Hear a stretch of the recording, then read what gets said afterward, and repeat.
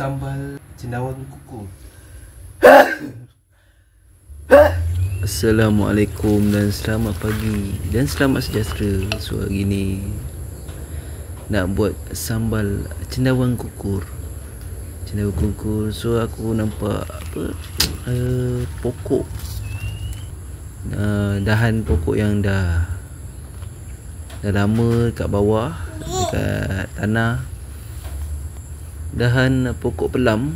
So dah nampak cendawan kukur ni. Cendawan kukur ni memang sedap lah. Kebiasaannya ada dekat batang pokok. So aku basuh cendawan ni dengan mangkuk lagi lain lah. So basuh perah, rasa dia macam span tau.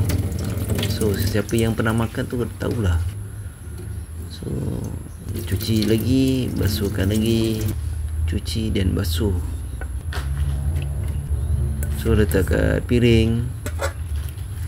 So aku ambil bawang ni yang separuh, yang bawang putih satu ulas saja. So hidupkan api, letak minyak sedikit sahaja. Letak bawang, goreng sekejap, layukan sekejap lah. Layukan sekejap, kemudian angkat. So kacau-kacau sikit, kemudian dah layu sikit, angkat.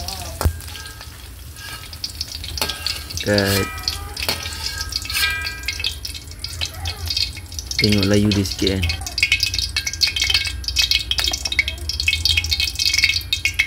Kemudian aku letak yang lada kering yang dah blend, kasih tumis. Letaklah korang nak pedas mana, 2-3 sudu ke 4-5-6 sudu. So ini ialah bawang merah yang dah di blend. So letak sikit saja, tak payah letak banyak sebab manis. So letak air asam Jawa. So korang nak letak asam keping ke paste asam Jawa ke boleh. So ni letak yang tadi yang goreng bawang tu. So letak kacau-kacau. So kita tunggu hingga pecah minyak. So dah pecah minyak, so kita letak bawang tadi, bawang pula, cendawan kukur. So kita gaul-gaul seperti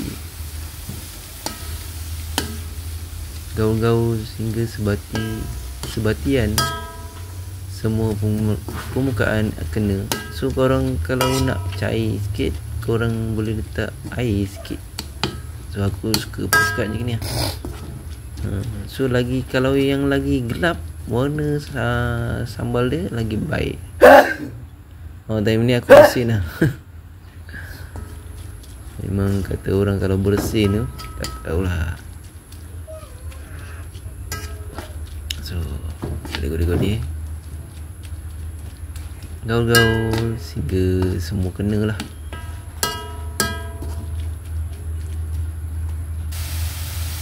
Korang jangan lupa letak rasa garam atau ajinomoto. Yang mana suka ajinomoto boleh letak ajinomoto, kalau tak suka tak payah letak. Ada orang dia tak letak garam, tak letak ajinomoto. Itu suka hati lah, sendiri masak kan. So tunggu panas lagi. So ini ajinomoto.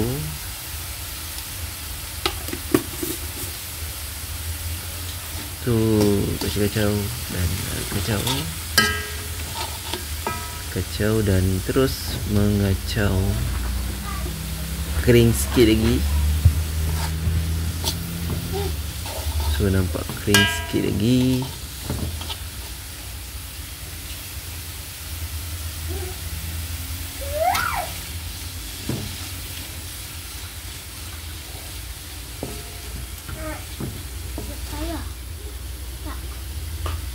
Nampak dia baiknya. So dah boleh angkat, letak kat piring makan.